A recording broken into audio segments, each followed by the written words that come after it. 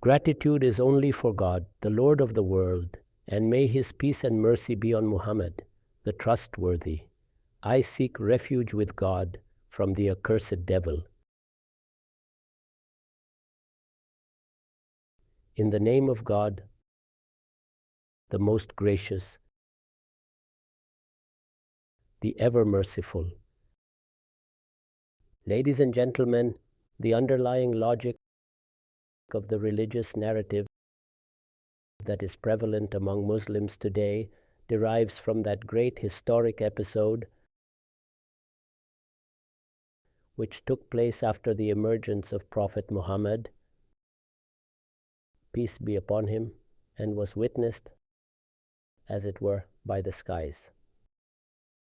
In the previous sessions, I had elaborated on this historic episode, the events that constituted it, how far-reaching its effects were, and then how it became the foundation of our reasoning in relation to our religious thought, particularly concerning that of Islam and the state. After this, I briefly explained how it was impossible to challenge this source in any way whatsoever, because it was not based on a few historical reports or an isolated account. Even the Quran had not been its primary source in any way. The sole source of this narrative was the event itself, an episode that has the status of established history. Such things cannot be challenged by knowledge or reasoning, but by sheer haughtiness. Therefore, those who tried to contest this narrative in the past 2 centuries, to whichever extent could not provide a sound foundation for such contestation. They were only successful in gathering some minor incidents based on a few historical reports to pit against this great historic episode. This method was only successful in temporarily satisfying some people to a certain extent. However, these challenges were not enough to displace the narrative from its stature, which remained intact with its full force. I have explained this in a number of my lectures, that some of the most serious errors in our history have been caused by taking a historical incident as the basis of reasoning. This is because it is not necessary for an incident to actually be as is prima facie visible. The same error has occurred in this case also. The incident episode in itself cannot be denied. It is an undeniable historical reality, and it was not possible for anyone to challenge it. Now that it was taken as foundational, the only way out of the conundrum is this: what God Almighty has proclaimed concerning the affair of His whole religion in His words, that He has sent down His book as the decisive truth, so that it may settle these differences between men, that He may give His verdict as the Hakam in matters which come to dispute. I had told you, if at all you find this interpretation agreeable, that it was Imam Hamiduddin Farahi who for the first time in our history restored the Quran to this status, that Quran should be introduced as a Hakam, judge, Meezan, scale, and a criterion between truth and falsehood. I did explain this to you in some detail, that just as Farahi's appreciation of the language and styles of the Quran revealed the Quran's internal coherence and established beyond doubt, 2 more things came to prominence in his works. The first was the special law of God concerning His messengers, and the second was the special law of God concerning the progeny of Abraham. Nevertheless, He only hints at these laws and does not go in much detail. You will not find him dealing with these laws with the same precision as you find them in my works. This is why many people, even those who have read him, refuse to accept that he ever wrote of such things. I recall an incident of a famous personality, Dr. Javed Ahmed Ghamidi, a very learned person. He was Federal Minister for Religious Affairs in Pakistan and held responsible positions in the Dawah Academy. I gave a lecture in the Islamic University, Islamabad, in which Dr. Javed Ahmed Ghamidi and Professor Khurshid Ahmad were present. In this lecture, I pointed out that one of the many great accomplishments of Imam Farahi was that he established the univocal nature of the text of the Quran. In other words, it negates the idea of multiple interpretations of a Quranic verse. This idea has become predominant among Muslims, that one verse of the Quran can have multiple meanings, and people consider it a great skill and art to come up with as many meanings of a verse as possible. However, Imam Farahi advanced the idea of Tawil-e-Wahid, only one possible interpretation of a verse. The difference in opinion and multiple interpretations stem from our own lack of knowledge and understanding. We are the ones committing errors, and it is not that the author of the Quran intended to communicate two contradictory or two different meanings at once. Dr. Ghazi told me later on that he had heard of this idea of Farahi's for the first time. I am not talking of any layman here. He had a good estimation of me and had a close relationship with Maulana Islahi. Despite this, he expressed these views, and if you only look up Farahi's At-Takmil fi Usul et-Tawil, he has comprehensively explained this principle. Yet in fact, Imam Farahi's style is not verbose. Sometimes while explaining a linguistic style or a verse of the Quran, he may simply make an observation in a brief sentence that a reader can easily fail to notice. This is why I said that Imam Farahi had, in fact, brought to our attention both these laws. Therefore, it would be right to say that this breakthrough has its genesis in his works. This, however, does not mean that it is present in his works in the same form that it has taken today.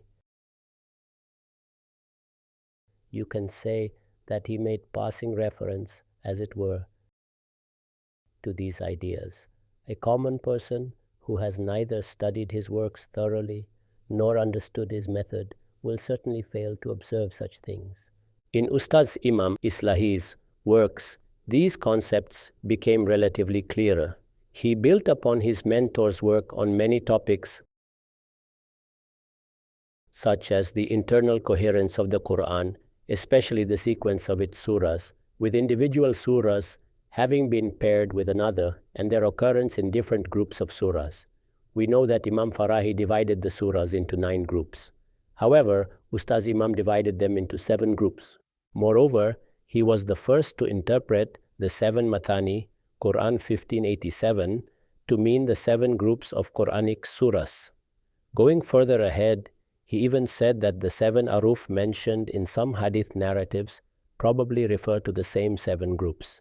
Similarly, the idea that surahs of the Quran form pairs is found in the works of Imam Farahi, albeit laid out in an underdeveloped form compared to the Tadabbur-e-Quran of Imam Islahi, where it is relatively more conspicuous. Similarly, the idea that many chapters form distinct groups can also be seen in Farahi's works, but not with the same precision as it appears in Tadabbur-e-Quran.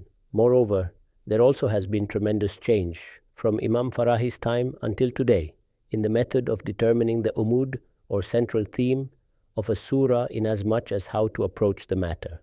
It is not that the central theme of a surah has changed, but the way to express it and the points that need to be given prominence have developed quite a lot. I had stated that until Ustaz Imam Islahi's time, the practical matters had not come to the fore, meaning that a concept has been developed, and at many places he points out, say, the difference between a Nabi, prophet, and a Rasul, messenger, and that a Rasul arrives with a divine judgment. But this concept has to be applied to the entire religious thought. And then the process where this concept could be formulated into a well-defined law could not happen even in his time, because he was still working on a commentary on the Quran. So with my work, it has come to take the shape of a well-defined law. If you were to do a comparative study of our works, you will realize how a concept from a very rudimentary stage has advanced to become sort of a master key of the entire religion. Both the ways of presenting this law and the styles adopted to communicate it have changed in this process. Even the way I present some of its constitutive parts and other details has changed so much that about 30 years ago, even I was not in a position to explain them in the way that I am able to do today. Therefore, the point is that the concept, which has now assumed the form of a master key and changed the outlook of that great historic episode, and which has completely overturned, for all intents and purposes, topsy-turvy the ideas concerning the relation between Islam and the state, did not develop in a single day. It was not born out of a sudden divine inspiration. It has a long history behind it. After all this, it reached the stage where you now find it in my work and hear it in my conversations. The approach employed was not to contest some incidents in that whole episode, or dispute their historicity, or alter their nature. The episode is to be accepted as it is, and it is backed up by an established history. It is accepted today and has always been. We have only pointed out in the light of the Quran that this was not a political intervention at all.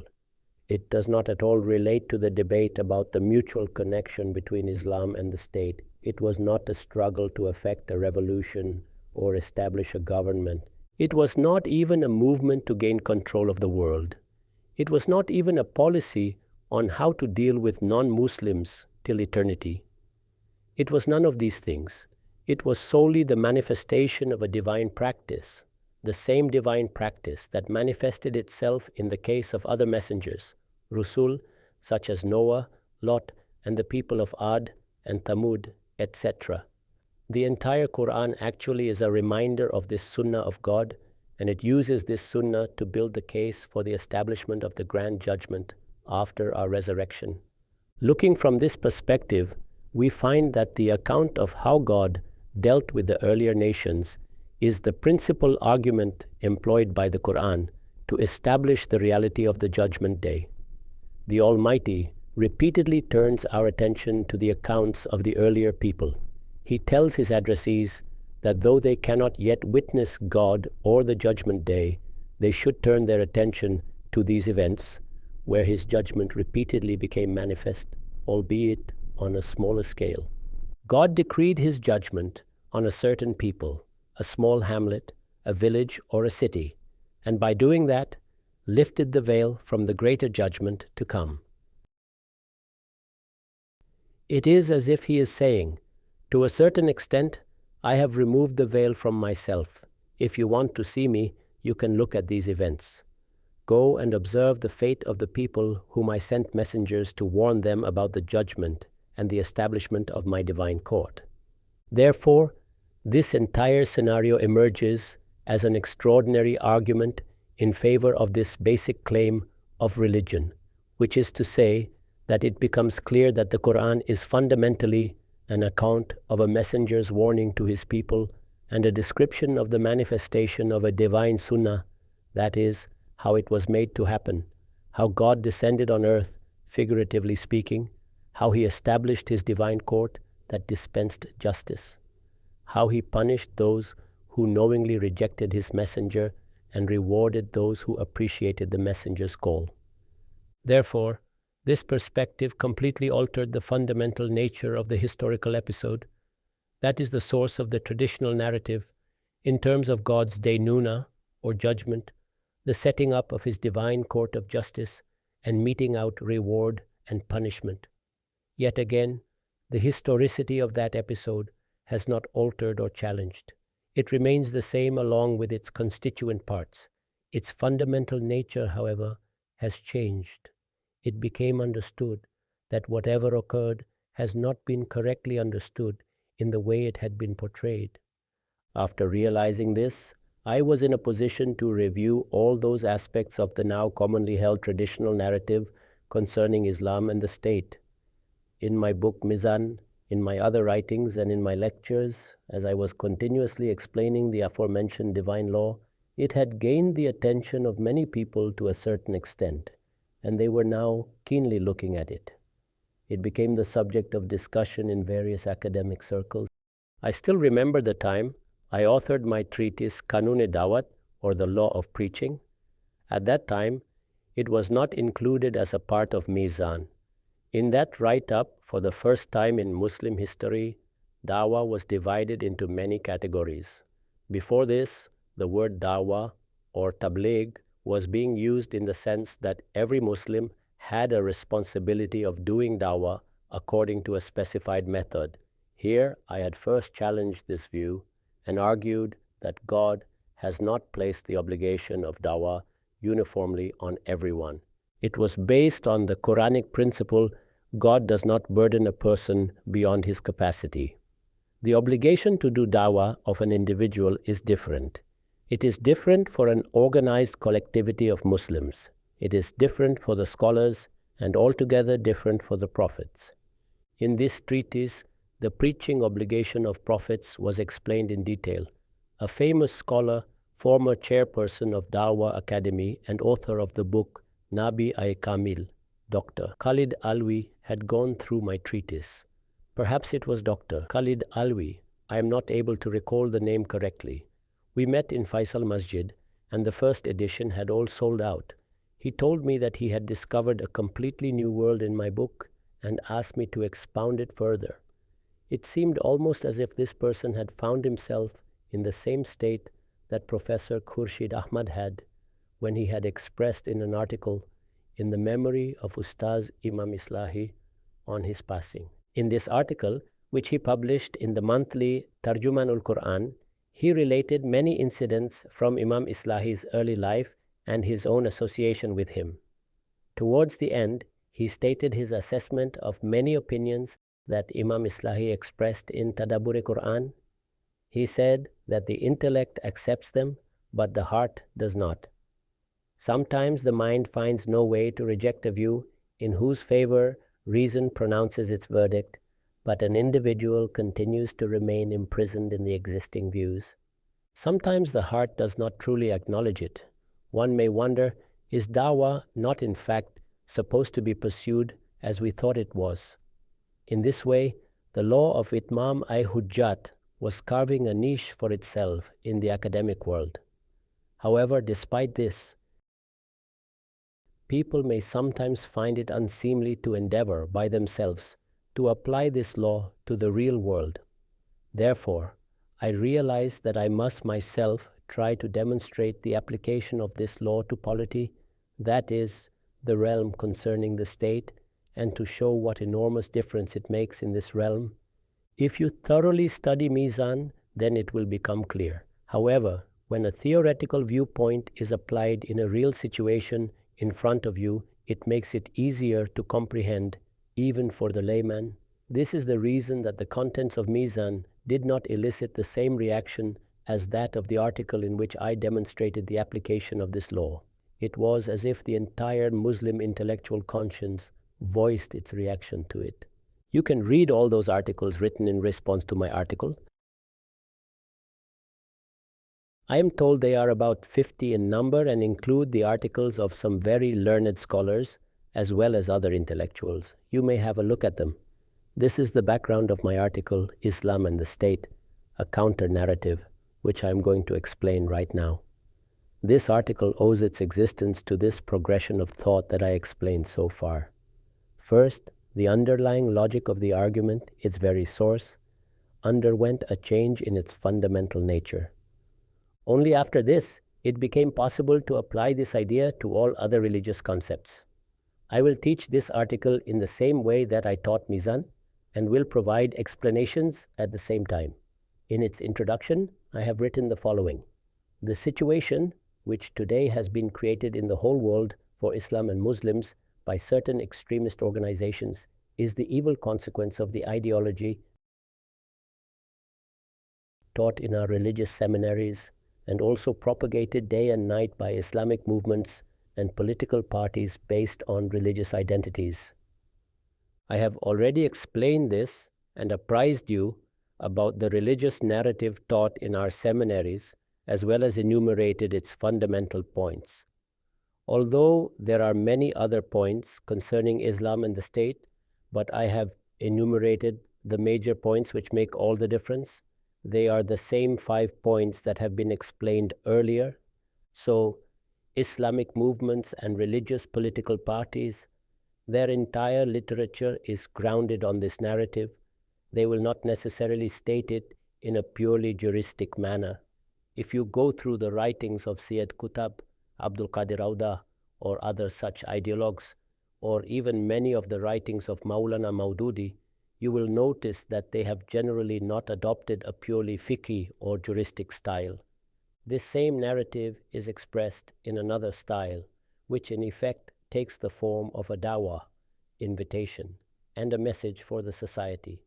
But the interaction of this style with the understandings of the classical fiqh, I had brought this to your attention that our dear brother Maulana Amar Khan Nasir has narrated the entire story of this interaction in his book on jihad. On one hand, he has presented its evolutionary stages in classical fiqh, and on the other hand, demonstrated its link with the novel presentation by Maulana Maududi. I have mentioned 2 things. 1, taught in our religious seminaries, and 2, propagated day and night by Islamic movements and religious political parties.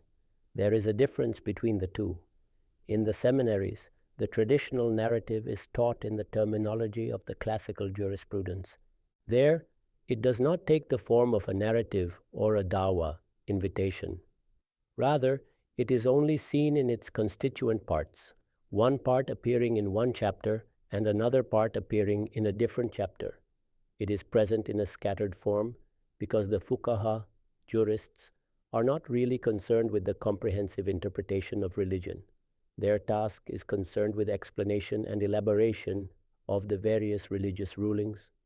However, when this narrative starts appearing in the literature of Islamic movements or the idiom of the religious political parties, then its forms undergoes a certain change. Rising above this scattered form, it develops a peculiar continuity in its constituent parts, according to which it sets its own goal, and finally, with this goal in view, it invites people towards it with full force. This is the space from where it succeeds in inducing an extraordinary spirit in people, because now this narrative is no longer a piecemeal, scattered lot of rulings. This perspective can also help solve the puzzling question that if all this was already being taught in the seminaries, then why did they not join so strongly with the Islamic movements or religious political parties? There is a reason for this.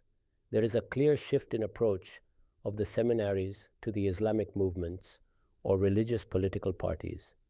The scholars in the seminaries are not conscious that these parts have to be given the shape of a comprehensive interpretation, that they must set up a target and a cause and convert it into a call to arms. This thing is absent from the seminaries. You may say that the volcano is dormant there. In the case of Islamic movements, the same thing has become a dynamic beckoning. Then in the third phase, when the establishment in Pakistan and the United States of America at the global level decided to exploit religious sentiments for their political goals, this dormant volcano became active and erupted. This danger was lying dormant because it was scattered into many fragments, just like embers remain buried beneath the ashes. They are present there and you can pinpoint every part. I think I have explained these parts in detail in my previous lectures. However, the Islamic movements formulated these parts and gave them the shape of a comprehensive narrative. And going further ahead in the last step, the narrative was converted into an imminent danger, an active volcano. I have said that it is the evil consequence of the ideology, so that no one must think that the present facade or disorder before us is a product of poverty or some other economic factors, or that it is a temporary phenomenon or a kind of madness that has captivated the minds of some people. No, not at all. It is backed by an ideology, and as I said, one cannot deny that this is no ordinary idea. Rather, it contains much power and has strong foundations, and neither is the line of reasoning behind it so shallow. I could see, when I explained its line of reasoning to all of you, it was nothing short of a new world for you. In contrast to this, what is the correct Islamic perspective? It means there are only two possibilities, one being that this is the correct Islamic thought. This has been the stance until now. When you ask the religious clerics the reason for not speaking out against terrorism or for not stopping the terrorists, you will see that they are not prepared to do this. They may comment on only a part of the terrorists' actions or declare one aspect of it to be wrong, but not the whole. Or they may speak against it with some conditions and limitations, saying it is allowed in Israel and Afghanistan because of the presence of foreign armies, and yet it shouldn't happen in Pakistan. They never discuss the actual foundations because deep down they hold it to be the true Islamic thought. If the narrative that I explained is the true Islamic ideology, then in my view, this is what we, as devout Muslims, have to follow. Then we may only discuss the possibility of an error in the methodology adopted, while accepting the narrative as it is. In that case, people should not criticize the Taliban or the Al-Qaeda or doubt their enthusiasm or their purpose. Only the suitability of their actions may be debated. Even in this case, it is unfortunate that our religious groups were unable to muster the courage to speak plainly, as I am doing here. If this was their stance, they should have endorsed their thought openly, declared their objectives, taken ownership of the fact that the principles of Sharia that motivated the actions of these people were correct. They should have said, we stand behind this ideology with our full strength. We only differ with their modus operandi, and listed their difference in their methods and the relevant reasons. Thus, no confusion would have arisen regarding the issue that we discussed here. The reality is not being expressed in this way. This same thought is being voiced, but not with this clarity. If this thought is right, then I could only criticize it from this place. There is no justification to go beyond this. They should tell the people that they agree with these groups in these matters, that they are right in themselves, right in their objectives, and right in their constituent parts. We say the same thing they say, and our cause is the same. We live and die for the same cause, and this is our ideal. However, we feel that these youngsters are wrong in their interpretation with regard to these methods. This should be clearly expressed by them before the nation so that they can believe in the truth of this narrative. And the error in the modus operandi should be highlighted, and people should be encouraged to correct the errors of their modus operandi. If we analyze closely, we shall see that this will not be an intellectual or a religious error. It will only be a methodological error. For example, in order to reach a specific place far away, one person chooses to go by foot, that is, walk all the way. You may tell the person who is walking that to cover such a long distance, walking is not suitable. Take a bus instead. At the most, this can be the only objection. But as I already explained to you, the breakthrough achieved by Imam Hamiduddin Farahi flipped the entire situation. This became possible by reinstating the Quran to its rightful position as a judge and a criterion. Now, separate incidents or isolated reports could not become the basis for an argument. Individual reports themselves stand in need of being seen in the light of Quran, because the Quran is the final authority in religion. The way he understood the Quran, or the way he was able to make his exposition to others, succeeded in making the Quran being seen as the final authority. When this happened, it became imperative to take stock of the entire religious thought in light of this final authority. When this principle was applied, it became clear that the present religious thought is not the correct interpretation of Islam. Isn't it so? This is not the correct interpretation. Then what is the true interpretation? This is the question that I have raised. I have presented the true interpretation with evidence in my book, Meezan. In Meezan, all this has been mentioned along with the necessary arguments and reasoning. Here we are only deliberating on the topic of the relation between Islam and the state. Therefore, the discussion will revolve around this topic. If anyone is interested in understanding this entire issue of how we must conceive the traditional religious thought after the new perspective has emerged, or given that how the true interpretation of Islam has taken its shape, he should go through the entire book. This understanding, in fact, constitutes a counter-narrative. I have adopted modern terminology to make it understandable. I have repeatedly pointed out that when religion is used to create chaos in a Muslim society, then the remedy of this situation is not an advocacy of secularism. On the contrary, the solution lies in presenting a counter-narrative to the existing corrupted narrative on religion. Anyone who thinks that the reformation of a Muslim society is possible by distancing them from their religion or by making their religion irrelevant in their individual and collective life is living in a fool's paradise. It is not possible at all. The tragedy of our new intellectuals is that they analyze this entire process against the backdrop of the Reformation movement in the West. They think that just as this reform movement began, first with the religious reformation, as has been describing by Iqbal in this verse, Dekh chakalmani shurish aslah deen, which means Germany has witnessed the upheaval of religious reform. So, these thinkers suppose that they can replicate the various stages of the Western Reformation movement, starting with the religious reforms, followed by the Industrial Revolution and the Renaissance, with its revival of the lost knowledge of the Greeks. And thus, they think they can achieve the same result, that is, separation of the church and the state, or what is known as secularism. This experiment was tried in Turkey and in some other countries like Egypt for a long period. This is bound to fail, and I have personally tried to inform our modern intellectuals about the inevitable failure of this approach, so much so that whenever it was attempted, they had to violate the agreed-upon norms of democratic politics. This happened in Egypt and in Turkey. We are aware of their history of the past 100 years. The same happened in Algeria. Why did this fail in the Muslim world?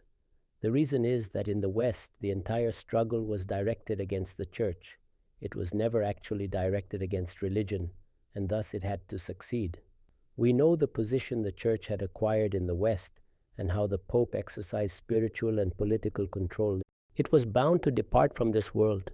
It was a revolt against an unnatural system that was inevitably going to succeed.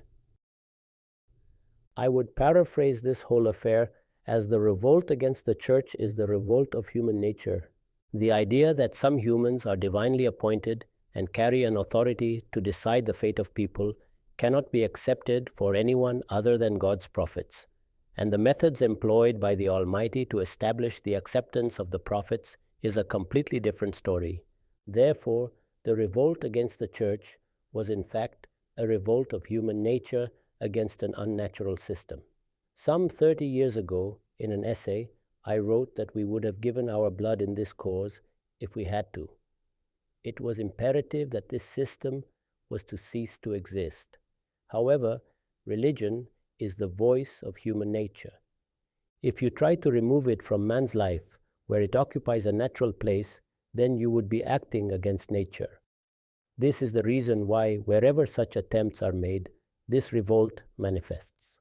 Further, another issue never considered during this discourse is that when you refuse to accept any content or a part of any religion, it is one thing to say that an individual has rejected a religion that is daily occurrence. This is completely different and will happen till the end of the world. However, when you reject certain contents of a religion, being a representative of that religion, this requires religious authority. This does not fall in the jurisdiction of any worldly authority. In the case of Christianity, the law was not abolished by a worldly authority. It was done by St. Paul. Anyone familiar with the history of Christianity knows that a religious authority that had already accomplished this. St. Paul separated the law of the Torah, even though Jesus, peace be upon him, was following that law, according to several passages of the Injil or Gospel. His Sermon on the Mount, in fact, begins with the assertion that he had come to fulfill the law and not to abolish it. In the case of Christianity, a religious authority had already set aside the law. This has not happened in the case of Islam. People are going to read the Quran and study their religion. Will you impose a ban on it? Was Ataturk able to do it? In my opinion, in terms of the consequence, he did something beneficial. He said the Quran should be studied in the Turkish language, and so it was studied in Turkish. Earlier, it was not even read. As a result of his rule, it was read by the people. When people read it, they came across various laws and directives relating to their collective affairs. What will you say about this? You can easily see that whenever people with a secular bent of mind argue over this, they have no effective reasoning to back up their claims. Their entire discourse revolves around highlighting the harms of combining religion with governance and stressing the progress achieved by the West due to it. This is what they say. However, when a devout religious follower approaches his religion, for instance, when a Christian decided to go through his religion, all that he found was a collection of certain ethical teachings. This is what he will find. In Christianity, they viewed their religion through the institution of papacy. In our case, when a Muslim decides to study religion, it is possible that some may accept the secular point of view. However, the collective conscience of the Muslims will reject this view with full force. I have tried to explain the fallacy of the approach adopted by the secularist lobby, even though their intentions may be pure.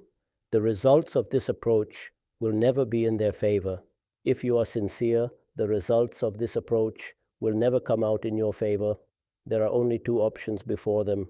They can either accept that the prevalent interpretation of Islam is the true one and then reject the religion outright.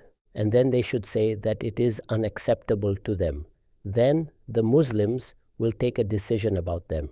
Or if they consider this interpretation to be erroneous, they cannot disprove it by clutching at straws. This interpretation is quite strong and enjoys the full backing of 1,200 years of Muslim scholarship. It cannot be that easily rejected. It can only be challenged by another interpretation of the same caliber, the true interpretation of Islam. This is what I have tried to explain. This understanding, in fact, constitutes a counter-narrative. I have repeatedly pointed out that when religion is used to create chaos in a Muslim society, then the remedy of this situation is not an advocacy of secularism.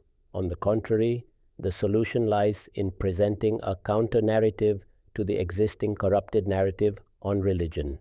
It means that you either must accept the present narrative or present another religious narrative to challenge it. If this other narrative is strong, based on sound reasoning, it will give rise to a counter-movement. However, if they keep saying that secularism has been successful and should be adopted as an alternative, then this approach is bound to lead to fail. Let me tell you that in the countries that had gained some political stability, this traditional narrative again emerged with its full strength. A good example of this is Malaysia. When I was heading here from Malaysia, their entire media, their scholarly circles, and their parliament were discussing this very topic. On one side are the traditional scholars. They enjoy enormous political power there. You must be aware that Malaysia is made up of 13 states, in 4 of which the opposition enjoys power. Those 4 states are the richest ones. This is the real Malaysia. The rest of the states are basically rural states. The state of Selangor, from which Kuala Lumpur was carved out as a federal territory, and Putrajaya as the administrative center, is also ruled by the opposition with a 2/3 majority. This opposition is a coalition of 3 parties, one of which is Anwar Ibrahim's party. The second is an old party, even older than the present ruling party at the center, and this party also ruled Singapore. The third is a religious party, just like our own Jamaat-e-Islami in Pakistan. These are the three parties of this coalition. Think of Anwar Ibrahim's party as our own Muslim League in Pakistan. It essentially represents the conservative section. It is not conceivable for such a party to stand up against them and tell them they are wrong. So their influence is doubled. Then there are issues of compulsion, but nevertheless, there is still support with you. This is the situation over there. Presently, the hudud laws were the subject of debate there. My view is that the Quran contains the definitive punishment of 5 crimes. The religious seminaries in Malaysia had erected huge posters containing details of 7 crimes with definitive punishment in their view. And you cannot imagine the scale on which it is influencing the people. It is turning out to be a huge challenge for them. All this shows that one cannot turn a blind eye to the actual issue. Remember that Malaysia does not face the same problems we face in Pakistan. It is a nation which earned the status of a developed nation with a world-class infrastructure, with a small population of a few crores, and is quite a large country. It has every resource it needs. Therefore, the argument used in Pakistan that poverty and depravity drive people towards extremism is not correct. There are ample opportunities of education in Malaysia. Any child who wants to receive education needs only to take this decision, and the Malaysian government will bear all his expenses, even if it means putting their students through Harvard. Despite this scenario, the traditional narrative has emerged with so much strength. Therefore, I have tried to explain that when religion is used to create chaos in a Muslim society, then you must either accept this dominant narrative and debate about methods of implementation, or reject this narrative and challenge it with a counter-narrative. This is the situation I am seeing everywhere, in Malaysia, in Pakistan, and in the other Muslim countries. Our politicians do not have a proper understanding of political science. They give the slogans for change, but they hardly have an idea of what politics is about. In every society, the conservatives make up about 60 or 70% of the population, give or take a few percent. This is the case in Britain, America, and all over the world. The liberals constitute about 25% to 30% of population, not more than that. More than this number is not possible. God does not create them. It is similar to how the Almighty does not allow the proportion of males and females to be disturbed, but this is not my topic right now. Otherwise, I would have explained why God does not create more liberals. Just as males and females are born in a certain proportion, 51/50, a ratio maintained by the Almighty in absence of any human interference, similarly, He creates ideologically driven people in a set percentage of 5 to 10% in a society. 10% of ideological people is quite a lot. More than this percentage will hardly ever be found. But the ideological parties always miscalculate. They think that they will gain public approval. So, what is the result? The result is that in any political conversation with the society, the ideological segment starts to lead, and the conservatives usually stand with the established narrative, and they are not ready to deviate from it. Therefore, the inescapable conclusion is that a new religious narrative succeeds only when based on a sound foundation and explained to the people with a great commitment. This can change a nation with the caveat that this will happen only when it influences a large number of people in a world-changing manner. Otherwise, it will never happen. I have explained it in my article also that only a religious counter-narrative can improve the situation. The genesis of this counter-narrative can be traced back to more or less the past 100 years, but it has assumed a precise form only now. Before my arrival here, I presented it in the form of definite points before my own compatriots. I do not want to go into the details of what role people played in drafting this narrative. Neither is it my purpose here. I only wanted to convey the importance of this counter-narrative and its exact nature. Unless people comprehend the nature of this work, they will always try to evade the issue. The solution is not what our intellectuals normally present to the people. On the contrary, the solution lies in presenting a counter-narrative to the existing narrative on religion. I have written that its details can be looked up in the aforementioned treatise, that is, Meezan. However, the part which relates to Islam and the state is summarized below. If you want to understand this entire issue in detail, you have to step into another world altogether. I have explained it in my treatise Meezan, but that part that relates to Islam and the state is presented briefly here. This is the context of my article. The purpose is to show that the effects of this paradigm shift are not just confined to the issue of Islam and the state. The effects of this change can be seen on other issues also. I have answered many questions of people in various sessions here. In my view, 5, 7, or perhaps 800 people have participated in our sessions here, and you might have noticed that my approach to answer their questions has been entirely different. This paradigm shift has had an effect on almost every issue. Now we will deliberate on these points in the subsequent sessions. The part which relates to Islam and the state is summarized below. If you want to understand this entire issue in detail, you have to step into another world altogether. I have explained it in my treatise Meezan, but that part that relates to Islam and the state is presented briefly here. This is the context of my article. Following this, we will discuss each of the individual points.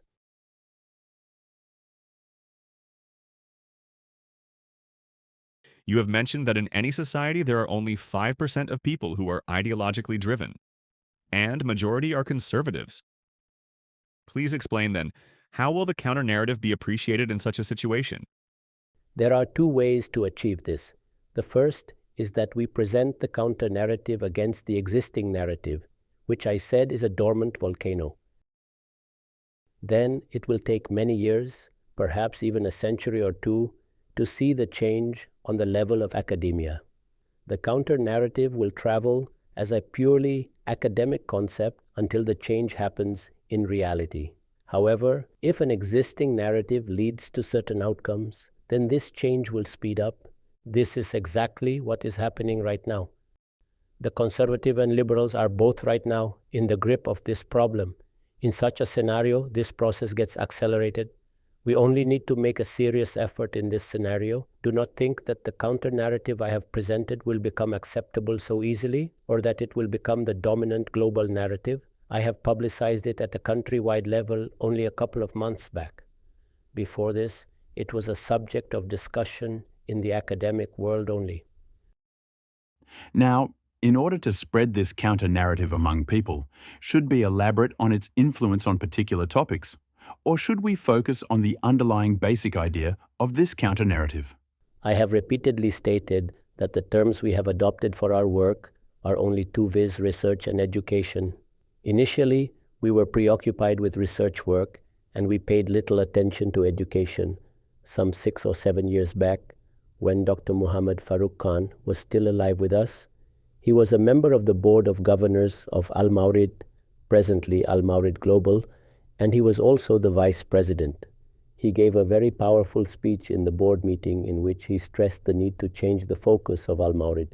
He said that we spent enough time on research and now we need to change our focus and make efforts to promulgate this work before society. Consequently, the main focus of our institute now is on education. I'm speaking about Al-Mawrid, not myself. Even in our methodology, the accent is on education. Education is only a term, but various different methodologies of education may be used. For some people, they need to be educated starting from the basics, because they need to be taught the basics before anything else. For others, education can be carried out by focusing on various issues facing the people. Many people get educated by paying attention to such issues, in a piecemeal manner. In other places, we can adopt the method where the material is related to their lives. Any of these methods can be employed. I think that I expressed the same views in the meeting with some of our people here. You do not have to learn the methods from us. We have worked on the basic ideas and explained the objectives and the methodology of achieving the same. It may be that you employ more effective methods to disseminate this knowledge here in the United States. You need to evaluate which methods are more effective in your own particular conditions. However, one must be careful in making sure that the spirit of the message is not undermined by any method. We should focus on educating the people. That is it. No agitation, no protests, no political games. We only want to impart knowledge to our community as well as the whole world. But there can be 1,000 ways to impart this knowledge. You must adopt whichever is suitable for you. You can innovate new methods and can contribute in this work. The US chapter has come into existence here. It has the same task before it as that of other chapters. I have said the same thing to our people in Australia and Canada. I would say the same thing in India, God willing. Wherever our chapters are present, my message to them is the same, that they engage themselves in the campaign to educate people. The methods to educate may be decided according to the situation of your country. I did not get a visa to visit India, but I guess our circle there is quite extensive and healthy. Do we need to have knowledge of political science to propagate this counter-narrative, just like you have spoken about the proportions of people in a society with various ideological leanings? The way to disseminate this narrative will be the same one adopted for promulgating any other narrative in the world. First, it always starts from a very high academic level. Secondly, in places where this narrative makes its mark, it needs to be made a subject of discussion at a higher academic level, the university level. As I always say, there are some 50 topics on which a doctoral level work needs to be done in the universities. You can see my work or the work of my teacher, Maulana Islahi, or that of Imam Farahi. People like us produce some work which is novel and creative. Basically, we discover some facts and explain them further. Having discovered these facts, we expound our arguments. However, the research work in academic terminology is quite different than this. Such work should be done on these 50 or 60 topics. This has started in some places, and some people have completed their work on certain topics. A lot of PhD scholars are associated with Al-Mawrid presently. Perhaps no religious institution would have so many PhDs associated with it. Some other people are also doing this work. When I was leaving for the US, Mr. Amir Gazdar also succeeded in getting approval for his PhD work on the topic of hijab. So, work at this level needs to be done on these 50 topics. This is the second level in the process of dissemination. It has not yet happened. Then, in the third stage, you educate the top brass of society, having intellectual sensibility and understanding. This education then spreads in the vicinity. Then, if the Almighty honors any politician to help in this cause, this process accelerates even more. Until now, no one has had this honor in the entire Muslim world, but it may happen at some stage. I think that the principal problem we face is making people understand that Muslims as a collectively are already implicitly committed on a certain narrative. They have no understanding this. The second difficulty is making them understand that the alternative to the existing narrative in countries like Pakistan is not secularism or liberalism. It is very difficult to make them understand that the alternative should come from within the religion. This is because they have become disillusioned with religion. They have no interest in religion. So, it takes a lot of time to make them understand the counter-narrative.